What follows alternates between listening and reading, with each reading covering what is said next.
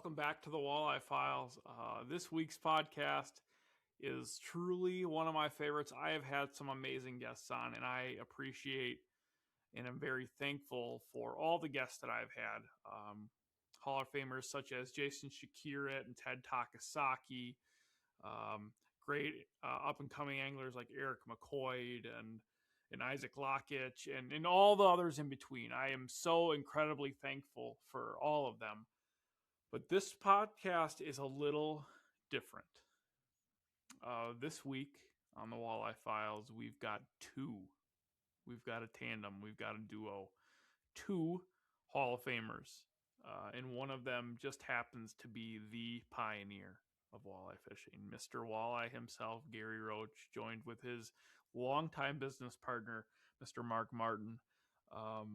It is a special podcast for me. I grew up a walleye nerd, guys. I grew up a fishing nerd, and truly, I was made fun of, for it growing up. I got picked on a little bit because I love fishing, and now I'm blessed enough where I get to sit behind a microphone and talk about it. And if you would have told me at 10 years old that I would get to do a podcast one day with Mark Martin and Gary Roach, I just feel like that was something that's unfathomable. It was a lot of fun just sitting back for most of this podcast. I do not do a lot of talking in this pod. I get to listen to two of the best to ever do it, bounce stories off each other, reminisce a little bit, get a little nostalgic, and just talk about life. And it was so much fun. Something I'm very thankful for. I want to say thanks again to Mark Martin for helping get this together, because without Mark, I never would have been in touch with Gary. I want to say thanks to Gary and his wonderful wife, Bev, because it is not super easy getting those guys on the pod. But they did freaking awesome. All three of them. Miss Bev was kind of there as a translator. Bev, if you're listening, thank you so much. Gary, if you're listening, thank you so much. And of course, Mark, thank you very much. This is, like I said, this is very special for me. Thanks again to our amazing sponsors. I can't do this pod without them. Striker Brands, Thunderhook Fly-Ins, Image 360 and Crown Trophy, Bellevue Spice Co, and Walleye Nation Creations. I appreciate all of you. Guys, if you do not follow those companies, make sure you do so. Like, follow, subscribe. Do some things for them because they do a lot for me and for this podcast, and I can't do it without them.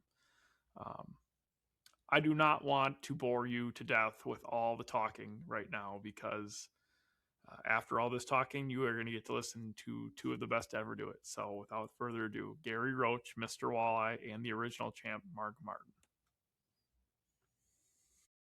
This episode of the Walleye Files is brought to you by Thunderhook Fly-Ins, the premium fly-in fishing destination in Ontario, Canada. Trophy walleyes, giant pike, and remote wilderness adventures await. Book your trip now at thunderhook.com. I am joined by Mr. Walleye himself and Mr. Original Champ himself. Both of you guys, I appreciate you for being on. This is fantastic. Mr. Gary Roach, how are you doing, sir? We're hanging in there. It's winter time. We still got lots of ice. Yeah. Mark, how you doing, buddy? Not bad. Just getting off the ice, catching a bunch of walleyes on Mullet Lake, and where Gary and I spent 2 weeks up there, right, Gary, in the open water.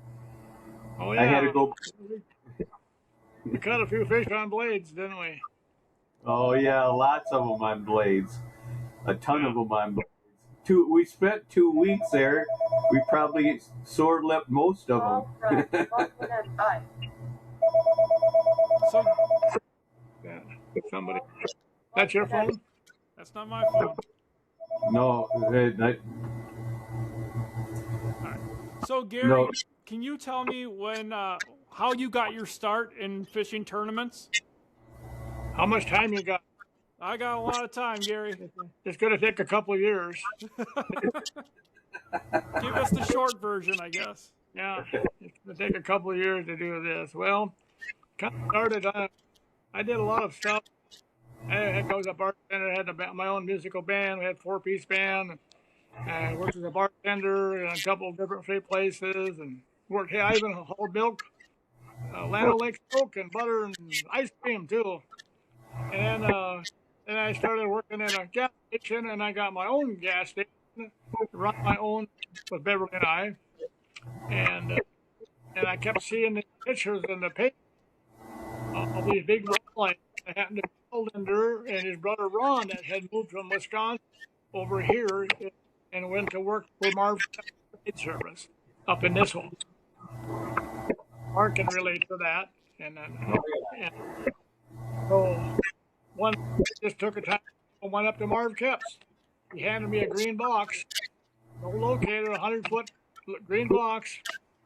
And I went out on the lake, and I didn't have a boat. And I rented a boat and went out there on the lake called Horseshoe Lake. It was self-full of wall and didn't have a boat landing. So I rented a boat for $3 a day. And that started my guide career. In 45 minutes, I'd have my 18 walleyes and back off the dock. And this is fun. This is really easy. So I did that, brought Al and Ron, and they started a Lindy company. It was before Little Joe. Little Joe was a spinner company and jig company. So Al started the Lindy rig with Rick Adams was the guy that they went in with. And then they put me to work on the road to go to different dealers, different sporting goods stores and stuff like that. And show after show after show. They were 10 days. And that's one of the shows is where Mark came up to me. There's this guy come up to me, and I didn't know he had a bad back. He was kind of stiff in the back, and he shook his hand at Mark Martin. Well, nice to meet you. And then we got to know, and he said, well, I've been doing stuff for some other companies, but they ain't treating me good. I said, well, I've got a whole bunch of guys that I show how to do promotions and help them learn how to fish tournaments. So I said, come to our meeting. And that was how it started. Came to the meeting, and I put him to work. Mark, is that how that worked? Yeah, that's used to work. Now you got to find people that want to work. That's how you started doing tournaments. Oh, tournaments. Yeah, well, excuse me. I can't hear too good, but nope, that's okay. The tournament was the first tournament I ever fished was a bass tournament in Minnesota. That's when I was working for Marv Kep. And Marv Kep paid the entry fee. It was a BCA, Bass Casters Association of Florida, and they made it Minnetonka, the big bass water in Minneapolis. Well, I just had to have the right stuff in the boat, and I won the tournament, 2 or 3 tournament.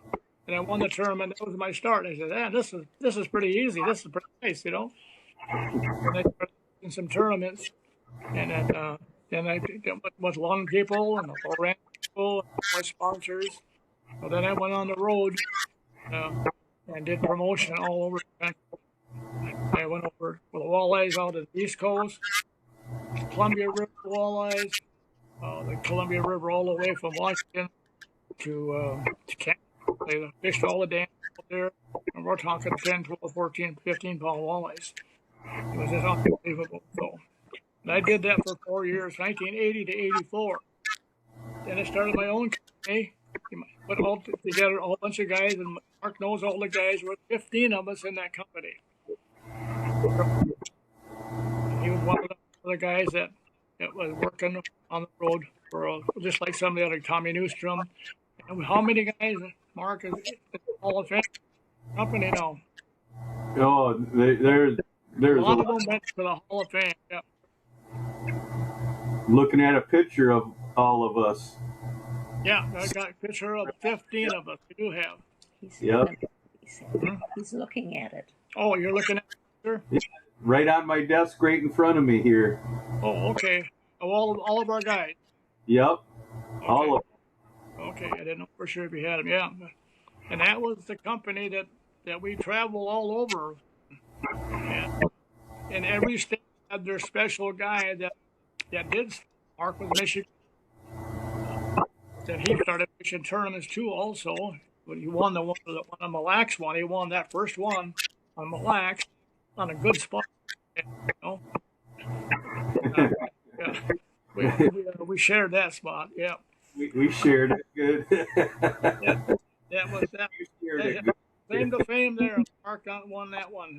So then we just kept promotions for different companies. He's got a Rapala hat on. And I started with them a long time ago. And I got to say, Mark Martin was the night fisherman.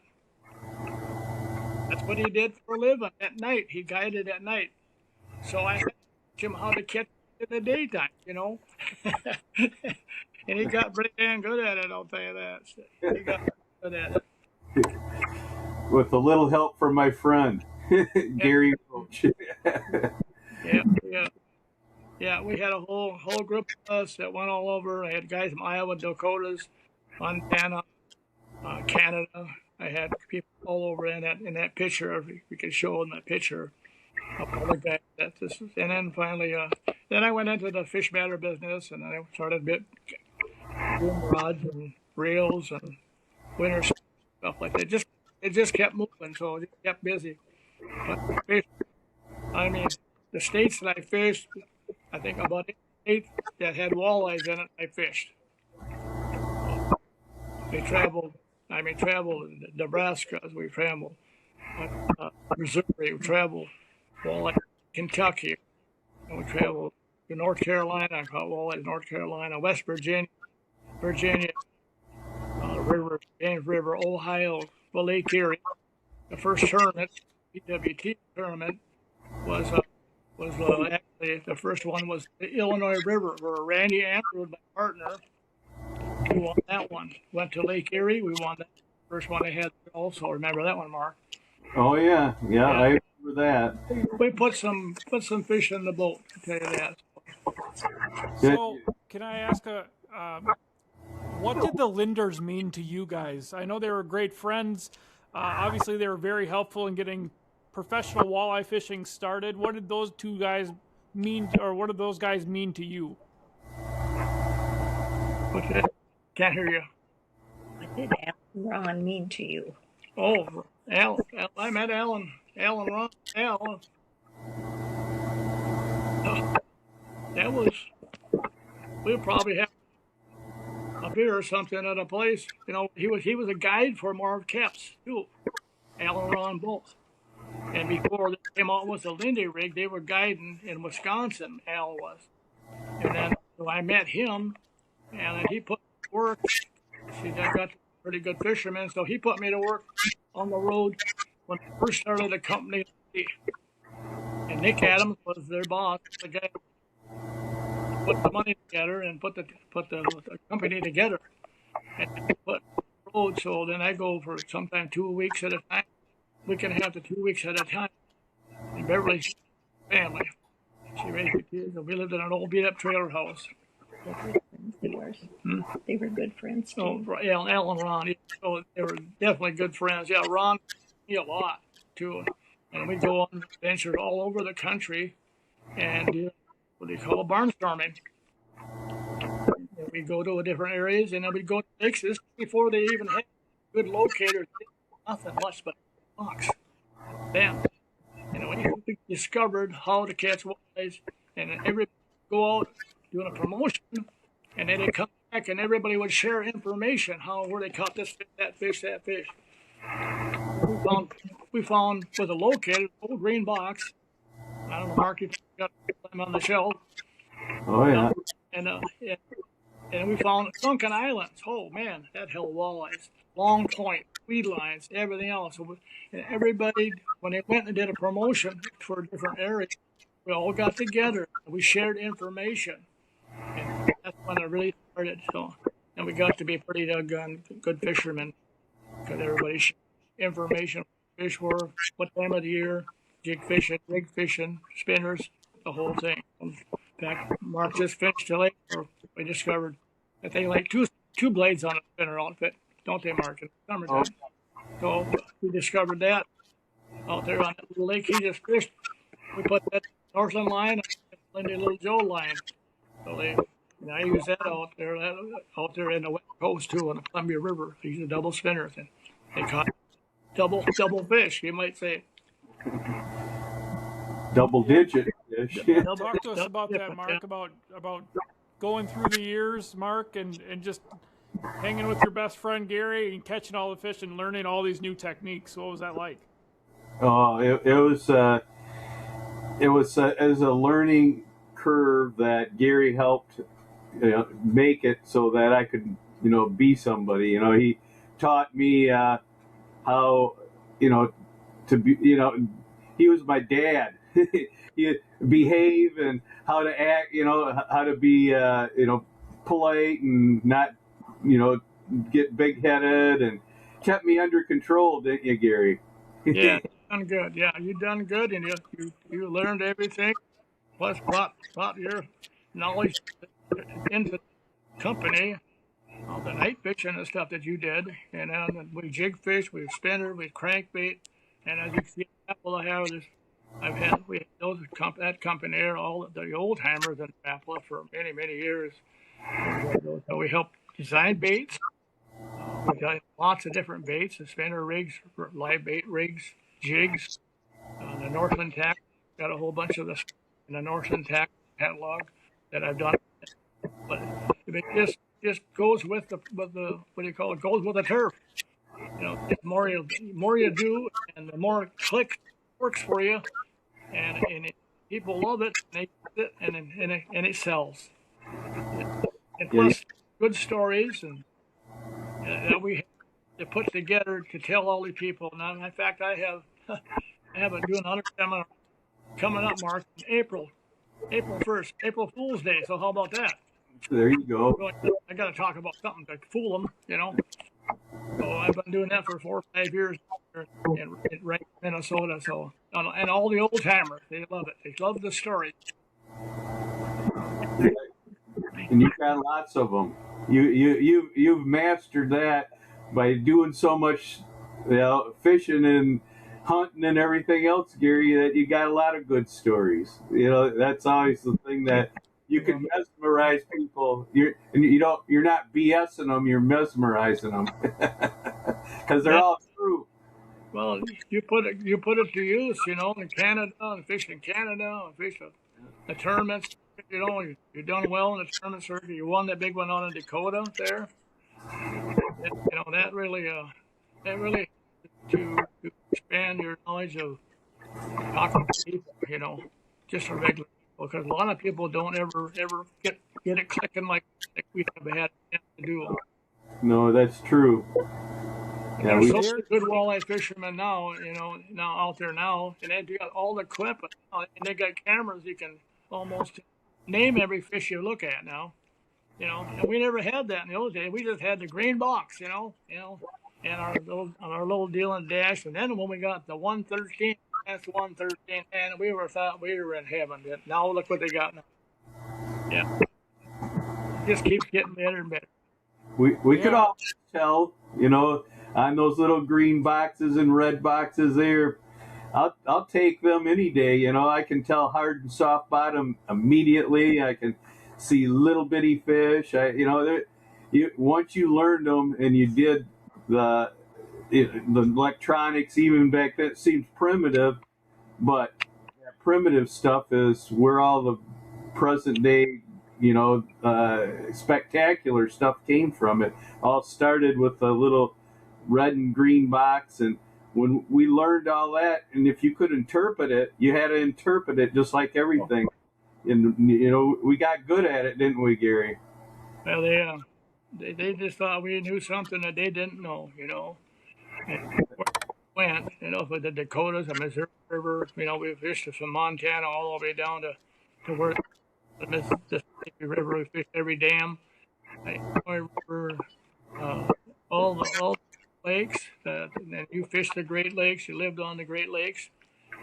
It's just then we put it all together. We shared it with the people, and it better men out of everybody. And some of the things that they did, the people that we found did so well. We always kind of nudge them and say, "Hey, what are you doing? Why are you catching them?" And we still do that today, even though the modern stuff we have today, everything is covered. GPS, drive right to the spot. You can mark the fish, and put a jig down. And if you want to look at them, turn the camera on, So I haven't done that yet. I haven't done the camera deal yet. So But leave that to you guys. well, you know, that's why we started the school. The schools that when you started them, you know, it was the schools were for the outdoor riders. You know, teaching them how to use all the Yep. new equipment Oh, yeah. that the sponsors came out with, and then Yep. we graduated on into the, you know, the public and the student. You know, the outdoor writers wanted something to write about, so we just Yeah. started. Well, we brought them up to Lake Winnebagosh. Remember? Yeah, that's where it started. The school up there catch 60, 70, 80 walleyes, you know, and those people thought it was called Walleye Magic in those days, you know. And it's still good as is. You know, you were up there last winter catching fish, Yeah, but it's just trial and error. It's like sometimes Brandon get out there and get that line. You know. So, Yeah. but blacks are still lots of fish going there. They're just screwing around with the limits and stuff now, but Lake Winnebagosh is still catching fish. Leech Lake, Tony Roach, my nephew coming up he's going to be one of the hot sticks out there. Tony is, and another great Greg Roach, he's into the game now too. So he's got a fish house built and he guides in the summertime. So keep the Roach name going out there. Yeah. So and the fish. they're making a living. That hard talk. Yeah. You got to keep the fish scared. You got to keep those roaches out so the fish tremble when they hear that name, right, Gary? Yeah, they know I like to eat them too. Yeah, I know you do. Gary, do you still love it like you did when you started?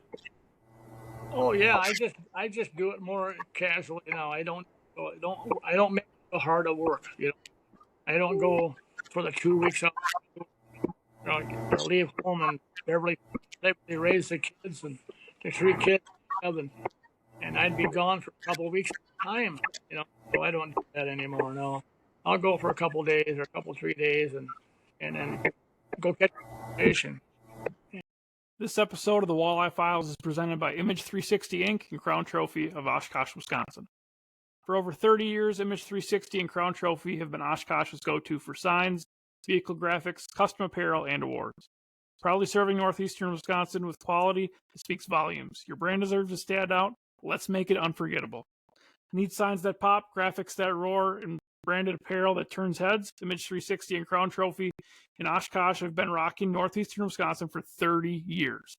From bold branding to epic awards, we bring your vision to life. Let's go. Love Image 360 and Crown Trophy. Like you're headed out fishing, probably almost ready to. I'm ready. Nope. Yeah. Tony wants to go. He's got a couple crappie lakes and he needs some. So I said I better help you. And Right. we do our annual perch, you know. So we got plenty of ice up here yet. There's almost 30 of ice. So and they're going to have to take the fish houses off. I don't know why. Ice, you can drive a D8 cat across it. So much. So we had a good winter, warm winter, and a couple 20 belows, and so I'm still waiting for the crappies, waiting for you to come up. I got a spot there you haven't even seen yet. So you better bring Brandon with you. You might. I got to make sure I get up there then. If there is, you better bring him up with you. You'll probably want to buy some land here. That's all I need is more. I always like more land, but the fishing will definitely get me up there. You know, if I can fish with you, you know, got to keep learning tricks. I'm sure there's something that we both can teach each other, like we always have. You know, I can see behind me those plaques on the wall. You recognize all of them. Them were all with you. All those plaques on the wall. You know, no, behind me. Oh yeah. Them are the old. Okay. Oh yeah. The first ones. Yeah, them were all good, fun places that we went right there. Yeah, we were going to Blacks the other day, a couple of weeks ago, and I didn't realize how much money fishing. We we better not think about all the that. entry fees. You know what I'm talking about? The entry fees and all. Oh yeah, I know. But I got an angler here in every circuit, and that's pretty hard to do. Oh yeah, you got anglers here in every one. So that's a tough one to do. Yeah, you got a lot of plaques on the wall too. Yeah. You know, between us, we did good. You know what I think I'm gonna do someday? I'm gonna donate them to some of the fishing clubs. All they got to put a plaque on there, a new name or something on it. High school. You know, high schools, kids coming out fishing tournaments and stuff now. So instead I'll just throw them away. Wouldn't that be a good deal? That's a good idea, Gary. That's what I should do with some of mine. You know, they're already beautiful. Put them to use. Yeah. Repurpose them. You know, exactly. I never thought of that. I got so many of them sitting in the boxes that you know, I don't have wall space. There's only a few that can be on the wall. I might as well take the best like you did. You know. Well, you got a big pole barn out there. You can support them. You know? Oh, I could do that, but or make a wall out of them. Yeah. Put them in your fishing. Yeah, there you go. Gary, what are you most proud of from your fishing career? Most proud of? Your career. Oh boy. There's a lot Any special tournament or anything? Any special tournament or anything? Well, I don't know. That stands out. They're all. Something that stands out. Well, I would imagine winning the tournaments. Louder. You know, and winning when you win a tournament, it's really a great thing. Great thing, because you're fishing against some of the toughest guys out there. You know, That's fun. Tobias and Parsons, and you know all these guys, and that are very good walleye fishermen also too. That was this day to do that many tournaments for this many years, you know, and I still feel I could do it again. I mean, I can still feel like I could win it, and yeah, which is, I probably could, Mark. You know. Yeah. Well, let's go do it. You know, Let's go do it. Yeah, do it. Yeah, it probably will. No. I remember when you got that first ring. Wasn't that a pretty highlight of your life, Gary? Getting that first Angler of the Year ring. What didn't Berkeley give that to you? Yeah. Actually, probably the best was from Fishing Facts. You remember George Pazik that owned Fishing Facts magazine? Yeah. Yeah. When they inducted me into the Hall of Fame, that was pretty damn good. Yeah. Oh yeah. Right. You can't. That was the first thing, you know, to be on the top of the fishing kingdom there, and that was even before the fishermen had a magazine too. We had going to the industry breakfast down in Las Vegas, and where they get the award at the breakfast. Everybody that was there, you know, at the tackle show, everybody seeing me get the award for the Hall of Fame. I thought, damn. I would say that was probably the top one. And you were on the billboard. Yeah, they had me on the billboard. Yeah, that's right. Hilton. Yeah, right. They had me on the billboard too, so that was pretty cool. Hey, Bev and Gary, how long ago was that? God, Now you're getting pushy now. I know. How many? I mean, I was there too. Are you close to him? Slap him for me, will you? I'm not close enough. It's a long time. You know, you brought up some things I didn't realize. You know, I mean, I knew all that, but I started sitting here thinking, going, "That's Daniels." I seen Charlie Daniels, but with this. Listen to my. Say that again. That was a long time ago when you got inducted into the Hall of Fame. Oh, yeah. Oh, definitely, yeah. Well over 40 years. Yeah. I mean, I remember it, but man, that's like the first beginnings of my thought in the profession. Watching you get that, you know, that was that probably made me even more hungry to do what you did, and by watching my buddy get the all-time, going into the Hall of Fame and all like that, and we were in Las Vegas, and the things that we did together, I didn't quite forget it, but you got to remind each other that what happened. I just think of all the Walleye Lake that I haven't fished yet. There's still a few out there that I haven't fished, but I fished Saskatchewan, I fished British Columbia, I fished Ontario, I fished for walleyes all across, all the way north of Toronto. I fished walleyes up there, fished lake trout, smallmouth bass, and all walleye. I fished almost, I think, every lake, every state that had a walleye in it. I think I fished, and those adventures are going all over the country. So you got time left, and Brandon, you got a ton of time left. You could catch them all, I'll write them down for you. I'm gonna definitely try to catch them all. I'm just trying to follow in your guys' footsteps. Okay, what'd you say? I didn't hear you. Oh, I'm saying I'm just trying to follow in you and Mark's footsteps as far as being a tournament angler and a walleye fisherman. Well, just all I say, you fish tournaments, or you're going to fish the walleye tournament, you give every minute, every second you can pre-fishing.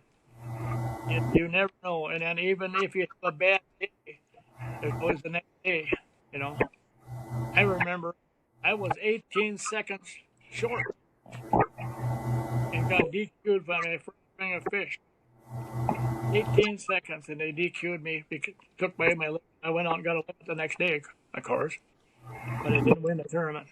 I had to stop and check one more spot out. Don't do that, Because I had to go upriver. That was in the Missouri River. I had to go upriver. Of course, there's current coming down the river, and I learned a lesson there. You make sure you have yourself a little extra time. Yeah. And I remember when Mark went across a spot in the lake of Rainy Lake, he went through a rock area that nobody could ever go through. Nobody. And he went through there where there was like 4 inches of water, and I still don't know how he made it through there. Yeah. Must have running. I don't remember that, Mark? Yeah, that's when I won the championship. I remember red on the right and green on the left going. Yeah, that's how I won that first professional walleye trade. Oh, yeah. Oh, I remember right where you went. Yeah, you were right next to me. Yeah. You see all those seagulls? They were hassling him and getting him hassled a little bit. So yeah, we found a couple spots. Yeah. He had to win a string that day. Oh, that was a good. Yeah, and then I got back in, and you said, "Didn't you see all those seagulls sitting on the rocks that you went by?" Yeah. It's only about this deep. Yeah, no. Well, the water was only up to their knees. That's how shallow it was. Oh yeah, we had fun. They were on the rocks. That was Rainy Lake. Going east on Rainy. Oh yeah, I know it. Yeah, we did. No, it's been a good deal. Definitely. Yeah, we had fun. A lot of memories, and that was some of the good ones back then. I remember when you won a lot of tournaments, and I remember when you got first on Mille Lacs and I got second, and you were right next to me when I lost the winning fish, and it was partners, and my partner didn't know how to back reel, and he snapped his line right in front of Gary, and it was the fish that would have made me first, and I ended up second. But Gary won, so I was happy about that. That was the only few times that partners ever won back, first and second in a major tournament. Remember that, Gary, on Mille Lacs when we were live bait rigging with 10-foot lead. We were the first ones to come up with 10-foot leaders. And the first one would come up It was not one of the first one. The second one to come with trillion bobbers. Oh yeah. And Right. Mike Herrick, remember Mike Herrick that lived on Mille Lacs? Him Yep. and his buddy Bill, both of them. Well, Mike just died just a little while ago. Oh geez. Yeah, and he taught me how to roll bobbers. We go along instead of rolling the whole bar, we just go along till we see the fish. Throw the bobbers. I had them already preset, 26 feet. Shake the bobber, shake the line out. By the time you reverse and got to stop, the bobber was down. Boom, walleye. So we would not spend all this time fishing for them. We would spend a little time looking for them and then fishing for them. That's always been my best luck on Mille Lacs is just run the reefs, run where the wind blows in. Always wind blows in. Yep. Mille Lacs and windy days can be pretty nasty out there. Like a big ocean. Yeah, it is. Yeah, 20-some miles across. Yeah. Yeah. Water. Yeah, that's in a good lake. Yeah, one that there. Yeah. Yeah. Yeah. Mark, do you have any stories? What's that? Mark, do you have any stories that jump out about your guys' partnership over the years? Yeah, lots of good stories that Gary and I had. That we spent a lot of time together, and we shared so much knowledge between him and I, and so we would decide every day where we were going to fish and what we were going to fish and what we hadn't fished if we were practicing, and we'd stick to our game plan. But like Gary was telling you, we'd go out at dark and we wouldn't come back in till dark, and we'd spend the whole time. We didn't go and treat it like it was a picnic that we had to go for lunch and we had to stop at noon. It was dark to dark, and then we'd get off, and if we had time to eat something, that's about what we do. There was the schedule was the fish's schedule or the tournament time schedule. We put that time in, and then and then when it came down to the tournaments, Gary and I would decide, well, this is going to be your spot, Mark, and then I'm going to take this area, and then after that I'm going to move, because you can't communicate on the water, so you had to communicate back in the motel room on how you were going to, plan out the day. And fortunately, Gary and I could do that very well, and there was like we were the only two that communicated and worked as a team, where the other people had 7, 8 people, and it just never worked out being that big because they 7, 8 people can't communicate that good. But two guys that could fish like Gary and I and communicate and be able to share all the spots and stick to a game plan and not go, oh, I'm going to hurry up and get over here before Gary, or Gary goes, I'm going to hurry up and get over here before Mark. That was never in all the years that we fished together.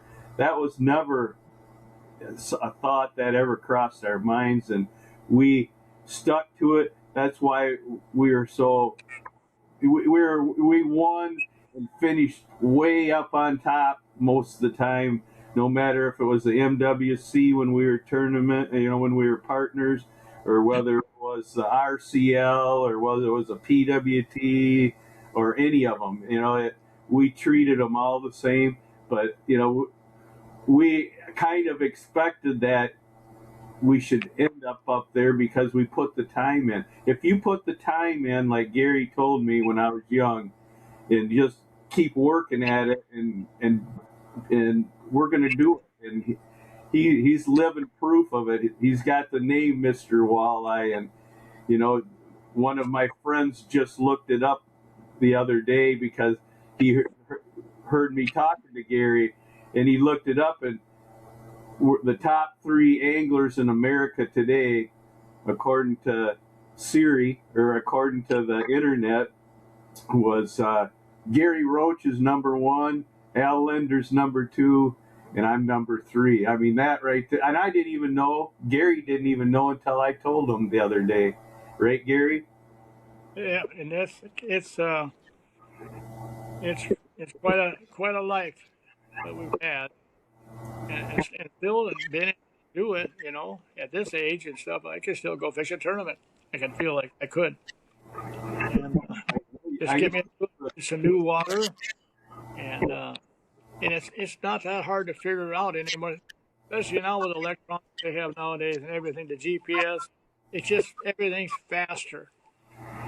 So the walleye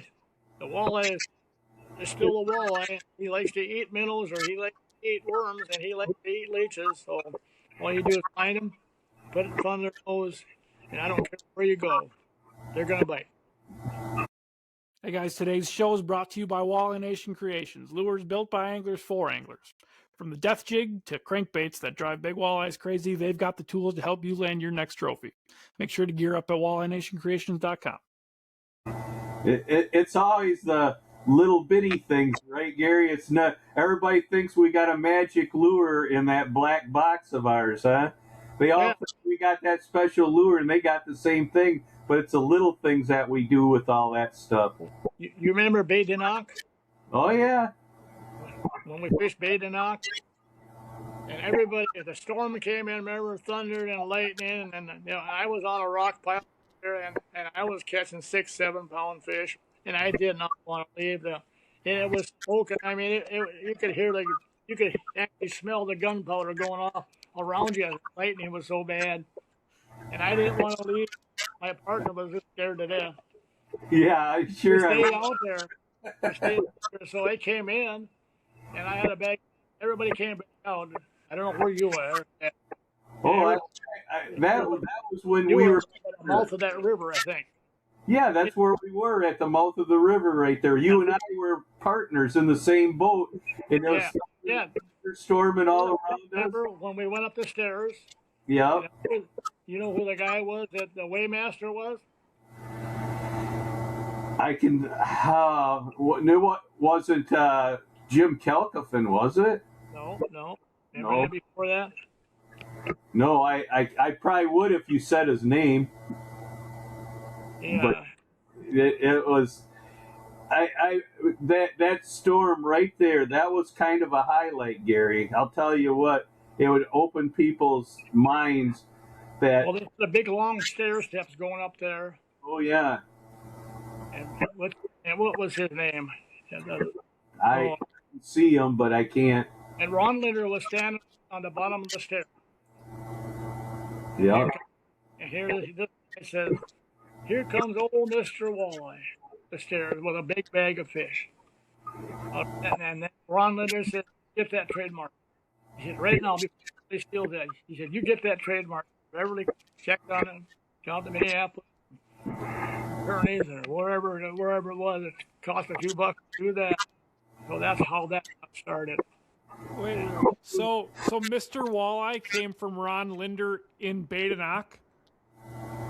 Yeah, that's how we got that name, and that's where it got started.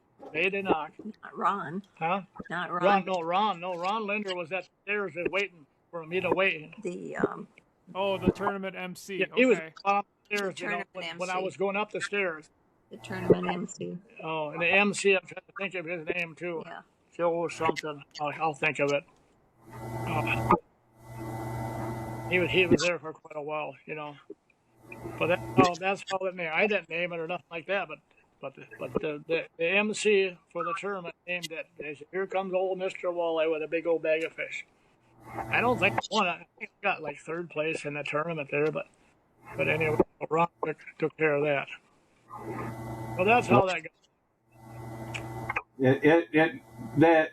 That tournament, you know, when that lightning hit that tree right in front of us and burned it right up.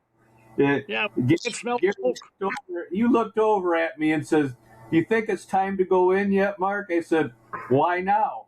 it already hit right there. Caught one more fish, and then everything stopped because the storm moved out of there, and everybody else that ran like little girls back to shore. We were the only ones that stayed out, but the whole time we stayed out, every cast we made into the weeds there at Badenoch, we caught a fish. And as soon as it stopped, everybody came out. The sun kind of popped out. Nobody ever caught another fish. Those fish were done. Yeah. And that was an eye opener. That there was a little rock pile there. I remember that little rock pile out in front of the river. Yeah. Oh yeah. I love it. We could go back there kind of when it's open water. It'd probably be 10 pounders now instead of 7s. Oh yeah. Oh, Brandon, you just keep asking questions. You're going to get some different weird answers when you got us both here together. Hey, I'm enjoying every second, guys. I've got all the time in the world to hear your stories. I love them. What for the two of you? What's been the most special moments? Some of the most special moments you guys have had together. There's so many of them. So many, aren't there? Getting a paycheck. Hey, good job. Pay for all that weight and gas you use up all the time, all that 2 weeks that you're out there. You're always gone 10 days, driving there. Hotel, eat. Yeah. Lake Erie, of course, that was my cup of tea there, Lake Erie. Yeah, that was good windy day there, the river coming in, little Badenoch. Yeah. All the good places way across the Great Lakes. We fish walleyes all the way across the Great Lakes. Saginaw Bay, all of it. Well, look what we did when we traveled around and found places for people and brought outdoor writers to some of like the UP. We ended up going up there to Portage and Torch up in the Keweenaw, and they had 2 championships up there after that because we found a bunch of walleyes up there that, they're always there, but nobody ever talked about. And so remember Al Linder? Al said, he asked you, he says, do you think we could have a tournament up there after we got through for 2 weeks up there? And you told them yes, and they had 3 separate tournaments, but right in front of the White Church, remember? Yep. Right in front of the schoolhouse, the White Church. That was our spot. Yep. I was at one of those championships. Oh, you were? That was 2004. My dad made the championship. He went up and free fished. The year before, Dan Ploutz won. My dad and Dan traveled together. So yeah, I've been to that area. Yeah. Yeah, you're looking in the middle guy right there, Gary Roach. He went up there and we pioneered. We caught salmon too, didn't we? Oh yeah. Well, yeah, that was at Sault Ste. Marie when we went and put the boat right up that creek and jigged the pink salmon, with sweet pimples. That was. Yeah, that was on the upper arm going around. Right. Yeah. Exactly. I know right where you're talking. You know exactly, right? Yeah, the upper arm, yeah. Yeah, no. Yeah, there's another thing you just brought up, Bringing it. Yeah, I guess every place you can talk about there's probably a story. There's a story. Every place we were ever at, Gary, there's a story for every place we were. Yeah. Some of them might not be ones that you want to talk about, but but we had a good time. But that we had fun, somehow, most of the time between all the tournaments, one of us always walked away with a plaque or money or both. That's hard for people to say. They went there and they didn't walk away with anything. We always walked away with some between us. I don't think there was a tournament that either you didn't walk away with something or maybe sometimes we both walked away. So and you fished against some pretty darn good people. I think they were the cream of the crop. They were all fishermen, hardcore fishermen that went out at dark and came in at dark. So you had to really be sharp, right, Gary? You had to be right on the ball. Them guys aren't going to give you a break, right, Gary? They just keep working. Yeah. And, Yeah. That's why you're still here. You keep working. There's another well, term. I remember when the Mississippi River was 19 foot high. Remember that? I remember it. And That was some fish were way back there. Oh, that was a tough bite there. That one I wanted to forget that one. No, I didn't. Remember, I went and made a pole line, and I went along shore, and I was catching them just like I was if I was on the Detroit River. I called it pole line, and I had a 4-ounce sinker and put two a Rapala down below and a Rapala up above, and barely made it along going upstream on the. I don't even.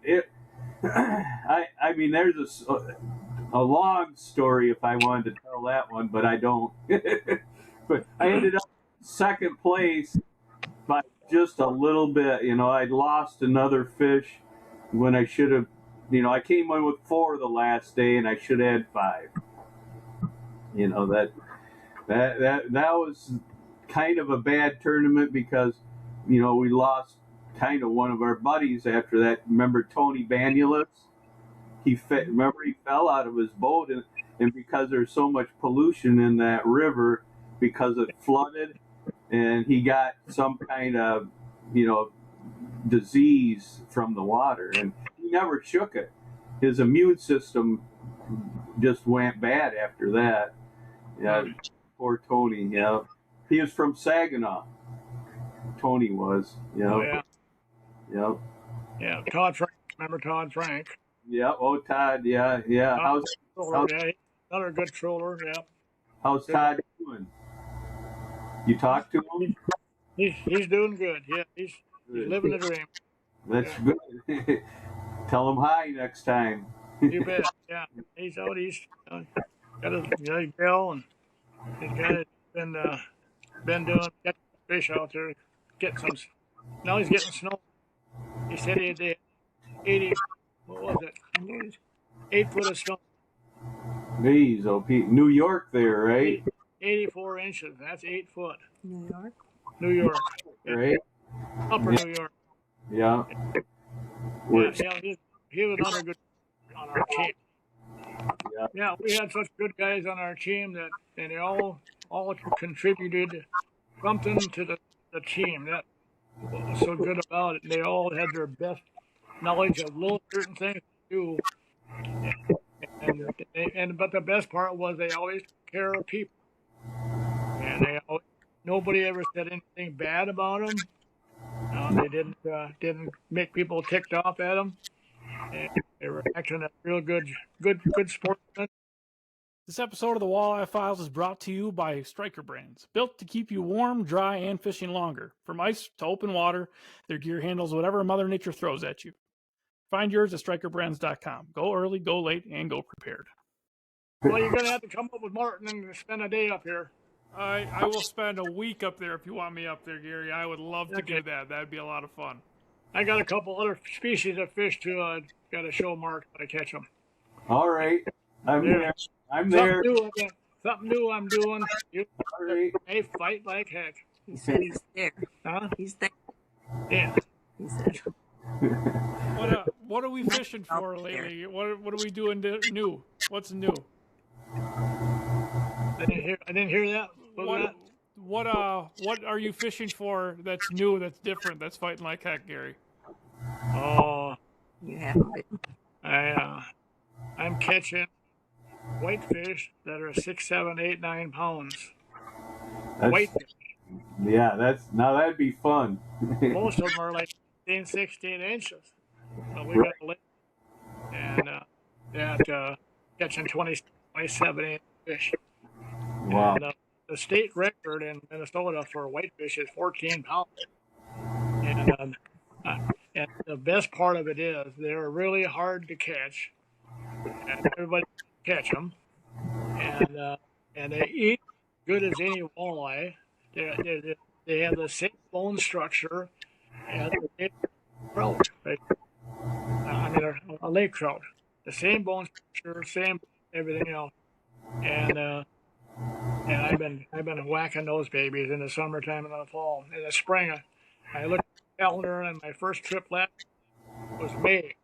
And I would catch a jig for them with 10 jigs, piece of crawler, and line them, and then coaxing them to bite.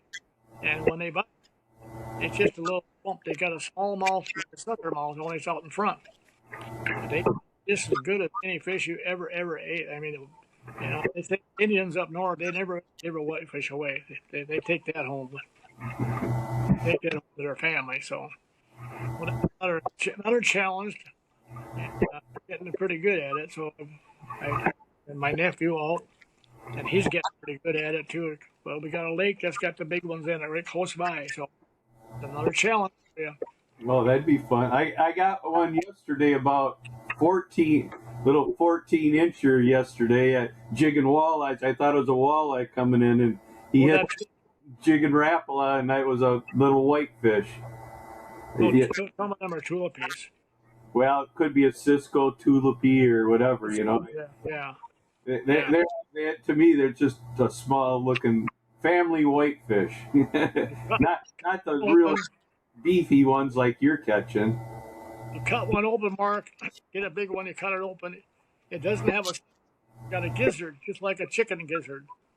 So they must eat crusted, some kind of a bottom feeding. I don't know what you call it, something they had to break up the bones with or something. But anyway, that's what they got for a stomach. Huh. Yeah. But it's beautiful white meat, and they smoke good, fried, baked good. Yeah. Another challenge for you to try. Oh, hey! Now that you brought that up, Gary, bring him over. We'll get him a whitefish. Yeah. You know something? Beverly's best cook in the world. She can cook them right up. Oh, I'll be there in a heartbeat. You do that. You know, one thing you just brought up, Gary. Yeah. Those stomachs. Have you ever ate a whitefish stomach? You just said they're like a gizzard, okay? I have. It's a gizzard. Yeah, it's a gizzard, a chicken gizzard. Yeah, and when I was in Canada, the Indians I was with, when we caught those big whitefish like you're talking about, they'd take it and they'd wash it out, and they'd stick it on the end of the stick, and they'd put it down in the fire, and they'd cook it down there, and oh, they were great. I didn't know what I was eating at first. They go, these little things on the stick are. Well, you eat chicken gizzards, don't you? Yeah, I love chicken gizzards. Yeah, chicken gizzards, turkey gizzards. Yeah, what the heck? Hey, I'll take them all. Yeah. But I got to get you to eat save your whitefish gizzards and put them on the end of a stick and over the fire and try one. I'll save them all for Brandon. Thanks. Gentlemen, I appreciate you guys so much. Can you guys give me a tip? Anybody, whether it's a fishing tip or a life tip, as we close this out, just something to make people more successful in life or on the water. A tip. Fishing tip for a life. About life. A tip about life or a tip about fishing? Well, first thing about life is watch the car behind the car in front of you when you're driving. Have a wife that goes with you. Okay? No. That's you. No. And the little things in life are... Got that, Martin? That's kind of hard for Martin to figure out, but he'll get it pretty good. Yeah, okay. Remember that, Martin. Watch the car behind the car in front of you. No, the wife that's by you when you're doing all this.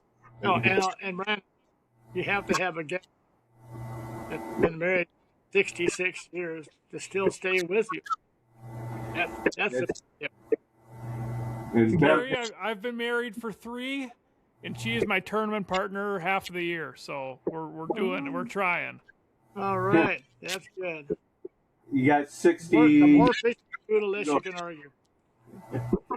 63 years, and you'll catch up, Brandon. Almost there. 62 years. No, but I think it's the little things that are the biggest thing in life. It's all the little experiences, and you have a lot of little experiences, and they turn into big. When you need them, they'll make the big experience. The little things make out all the big stuff. You think people are looking for a big, great experience. Do all the little things first, and you'll have a big experience. That's what I can say, and that's the truth. And always take a little guy fishing with wherever You you got- can find. There you go, Gary. I got grandkids and granddaughters. Great. They all waiting for me to take them fishing. I got one there that they cast up high, and so every year I go to this lake and just to show her where the bobber was, where she get up into the tree. So they can see if the bobber's still in the tree for my granddaughter. Awesome. And there's always crappies around there. So we catch every cast. The crappies inside every cast.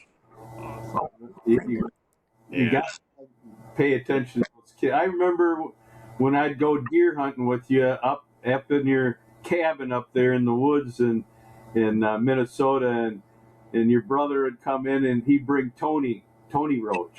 He's just a little tiny kid, and you got interested in fishing, and now look at him. Now he's turned into something, and he's making it at fishing. So if you pay attention to little kids, give them the attention, they're going to turn out to be something, whether they're going to be fisherman or hunter or a professional in the doing whatever. They're just going to be a lot better person for you paying attention to them.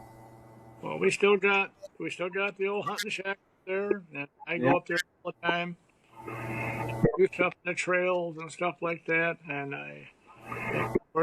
the beavers, the guys can trap beaver, the real woods you have to keep open. The old shack still stands. Added a little bit onto it. We've got, with Mike and I, we've got 700 acres of land. We have all one chunk that we bought when the land was cheap in those days. You could buy a 40 for $4,000. Now they're $100,000 for a 40. It's crazy. Yeah. So, but keep hunting. Mark up hunting with us. He shot his deer, different deer. Oh yeah. Right. Of course, we had a snowstorm so bad one time. I had my son, he's long-legged. He break trail for Mark to get out. That's how much snow we had. Mark was pretty. Because he got about a half a mile to walk or more out to the. More. But Rick would have break trail for him. Yeah. He's a long-legged kid. Let him go. Follow it. Yeah, you definitely don't have a shortage of ticks up there either. You got the wood tick. Wood ticks. Oh, wood ticks. Oh yeah, we got healthy ones. Yeah. You keep it. I was trying to wrap it up. Yeah. Anyway, Brandon, thank you so much. Thank you so much for being on, Gary. Mark, I appreciate you. But the problem is you got to come up and see me, and I don't know if you can stand that, but you're going to have to. I can do that. I can come up and say hi. That would be really great. I'd love to. All right, you do that. All right, guys. Thank you so much. All right, Brad. See you later, Gary. Talk to you. Okay.